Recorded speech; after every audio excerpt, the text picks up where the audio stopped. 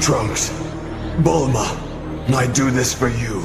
Let's have some Bible. And yes, even for you, Kakarot. But when we look at this scene here, we know that Vegeta was not always this way. He was not always the noble husband and father that he was now.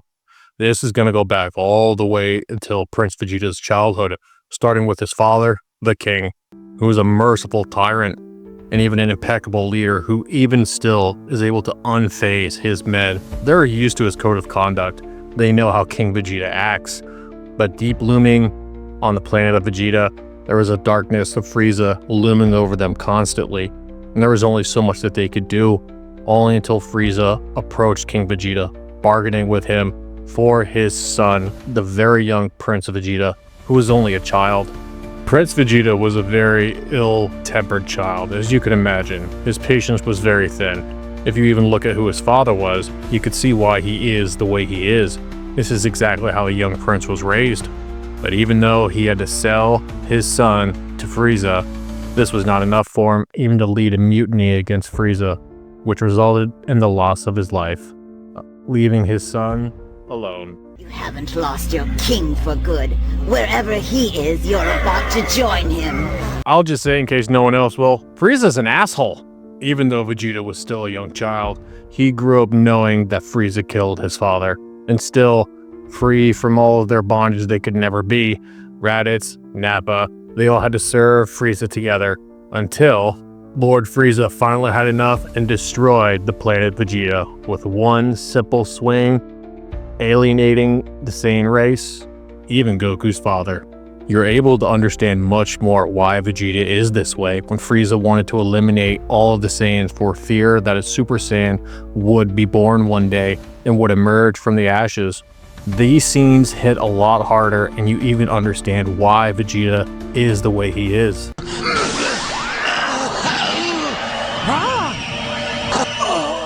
Vegeta never got a chance growing up to know his father. So much was taken from him at such a young age. He took me from my father when I was just a little boy. And once Vegeta was taken into the hands of Frieza, he killed his own father. What are you expected to become? Vegeta's pride was impeccable ever since he arrived on Earth all those years ago, showing of violence, death, destruction. He believed that the Saiyan race was beneath him, as he was the purest of all Saiyans. You think you could just slither out of here after what you've done? Not so fast, my little bald friend. Vegeta and Nappa killed probably a few hundred people at this point. Oh, fuck it. Probably a few thousand. They just decimated an entire city. This is going to be Vegeta's first experience in humility and respect. Stop! Don't do it! That's going to be one of the biggest things about Goku is even though Vegeta almost killed him, killed hundreds of innocent people, almost killed his son, his friends are dead, he knew that there was still some goodness in Vegeta. He could sense his pained, dark, tormented life. For the first time in Vegeta's life, he has now experienced kindness, something that he has never had before. I'm sure this is going to keep him a regular, grounded individual.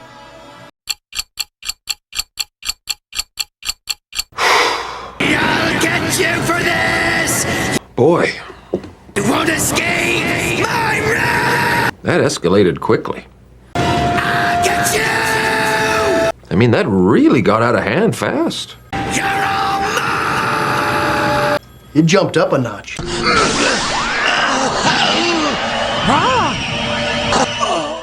Not only was this difficult seeing when I was a child on TV, but you felt so bad for Vegeta. Everything he went through, being treated like a piece of property, having his father murdered, having his home planet destroyed. He took me from my father when I was just a little boy. Good job, you dick. Now, Vegeta has left this life, not even knowing that he had a friend. Goku truly became Vegeta's friend at that point. He saved his son's life and his friends. The one thing he never had And before anyone starts coming at me in the comment section, yes, I know, I love that edgy side of Vegeta. The guy was an absolute brute and had a hard edge on him, for a reason. And honestly, I love that dynamic on him. He was a great character. He was an absolute savage.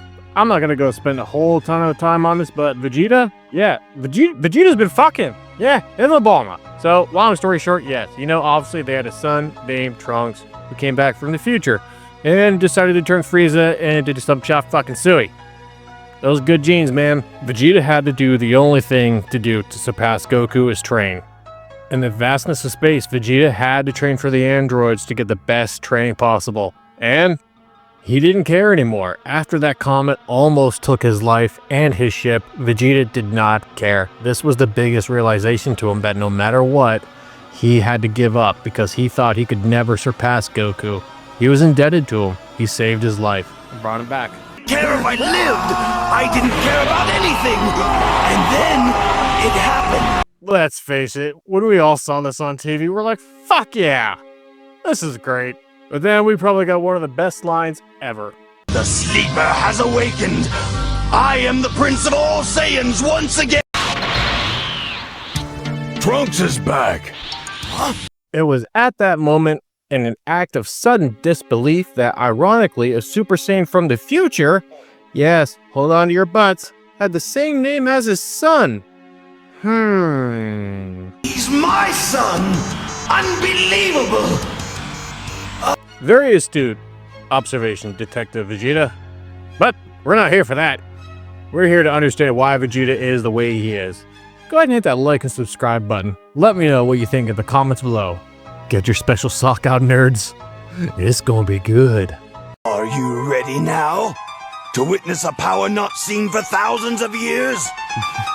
Look, I don't make the rules, but you know when you hear the piano start, shit's about to go sideways in the best way possible. Vegeta trained his entire life to be admired this much and descend to this level, or Super Saiyan 2, which we all know that, right? This was just perfect.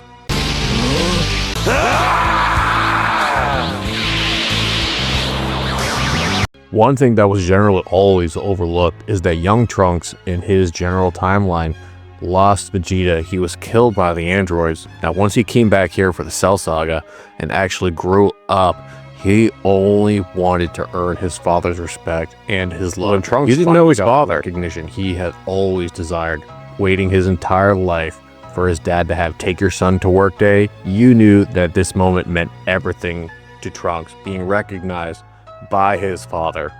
Allow me to introduce you to my son. His name is Trunks. He's not quite as strong as I am, but it would be hard to tell the difference between us. No one can deny that this was Trunks' proudest moment. He had the recognition from his father, and Vegeta finally acknowledged him as his son. These are things with Vegeta that we thought we would never see. Him acknowledging and even honoring his son right before a battle is the same prince who had his father murdered, his home planet destroyed, suffering internally from being more than a mere bargaining chip. It's not even just the writing with Vegeta alone. Seeing everything that this young child went through, what happened to his father, what he was forced to do, getting killed by the one who murdered his father. Even though this did shape Vegeta in a ground-shifting way, you're able to understand him achieving and ascending all of the levels of the Super Saiyan from where he was to where he is now is truly remarkable. And these are things that we need to give, honestly, great homage to the late Akira Toriyama for giving us one of the best fucking characters that I have ever seen. Let me know in the comment section below, who is your favorite Dragon Ball Z character? Is it from Super, Kai, Z, which is the best? Let me know in the comment section below.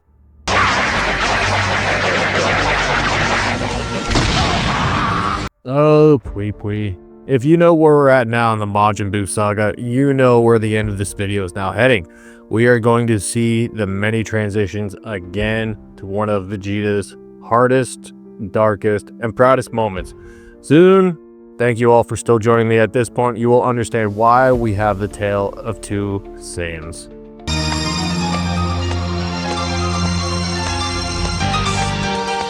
The rules.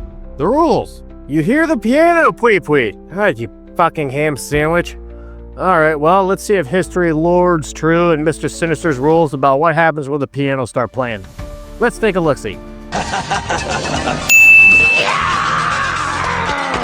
And now you see this face looking up at you.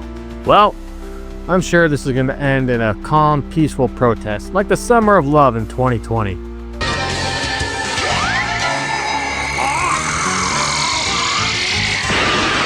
Anyone that knows anything about Vegeta is that shortly after his fight with Pui Pui, Deborah senses Vegeta's anger and hatred as he's getting fed up with everyone else, lets Babidi know, and attempts to overtake Vegeta's mind. And what happens? We get the old, monstrous demon child Vegeta back in the adult body. All that pain, all that anger, now released. What do you know of meaningless? Everything about Vegeta has all come to pass and has now boiled over into everything. Clearly, you see that giant hole that's probably about 50 miles long. Vegeta killed all those people to live his life, to finally get back at Goku. Spend most of your life ruled by another. Watch your race dwindle to a handful. He's out of line, but he's right. Captain Falcon Winter Affirmation America is absolutely right. How could you expect yourself to turn out when all you wanted was your power back after everything was taken from you at such a young age? Vegeta's pain and suffering is absolutely understandable. And if this guy's gonna let loose, we know what's gonna happen. Vegeta intentionally let Babidi take over his mind. He wanted to go back to the way he was before. Cold, heartless, ruthless. I will not be distracted from this anymore. I won't! All of the pending attachment that Vegeta bared down for the past years of his life, he had no problem getting rid of. His son, his wife, he had no problem removing any of those from achieving his overall objective. Even though Vegeta has always stated he grew quite fond of them, he actually settled down. He learned to love, surprisingly. And when he suffered everything he did as a child, for him to turn out this way, he wanted to go back to the way he was before. One thing a Saiyan always keeps, his pride!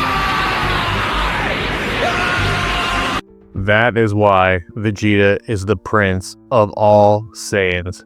Everything he has been through, his story, his legacy, he will get rid of and kill anyone if it means going back to the way he was to get Goku.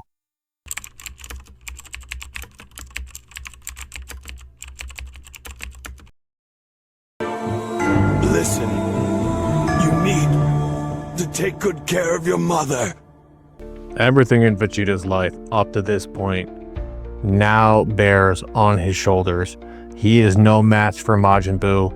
He has taken down everyone else, but Vegeta knows there is only one way out. Trunks and Goten still have no idea what's going on. Trunks just looks at his father, confused as to why he's asking him to take care of his mother. One of the first and honestly most noble things Vegeta has ever done, even acknowledging his wife and his son. This is where the human side of Vegeta suddenly comes out when he realizes that he hasn't held his only son since he was a baby.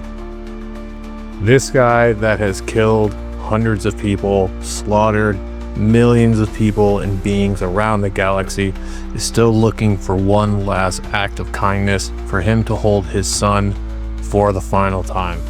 God damn, man, this stuff isn't supposed to make me cry my own tears. Fuck you, Vegeta. But understanding everything Vegeta has done, been through, you never thought that a man's final wish would be holding his son is also the same man that has killed and slaughtered millions of people around the galaxy. This is honestly why I love Vegeta's story the most. It's the most compelling. You've seen so many sides of him. The good, the bad, the ugly, and the just plain fucking dark. Come here, son. Dad, what's wrong? You've made me proud, my son. As he takes his son to the ground with one quick swing, he takes Goten down, only to have a final conversation with Piccolo so that he can get the kids out of here. A harsh truth has to come to reality for Vegeta. He has caused too much pain in this earth, too much death. Goku was allowed to keep his body. Vegeta will not. Everything from Vegeta's life at this point has all finally caught up to him. Knowing that his means is coming to an end to take down Majin Buu, he is perfectly okay with making the sacrifice for the sake of his loved ones. Vegeta had a heart of gold, a man built with so much pain, violence, and suffering. You look at everything Vegeta has always been through in this life, he is okay with making the final sacrifice, knowing that even though Piccolo has told him that everything he went through with Goku and in this lifetime was all going to be meaningless to him. And it was in that final flash of light, the Prince of all Saiyans made the ultimate sacrifice. Yes, even for you, Kakarot.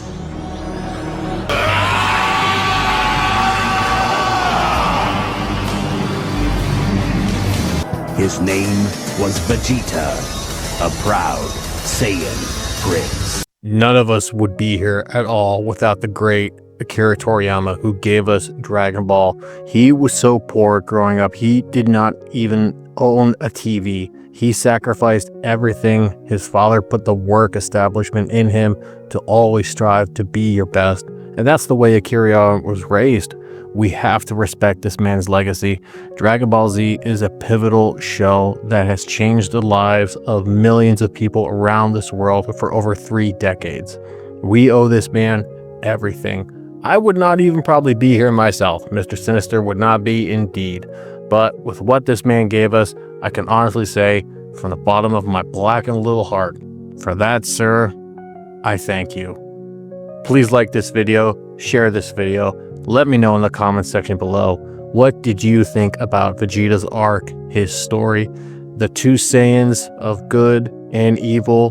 Which was your favorite? And as always, until we meet again.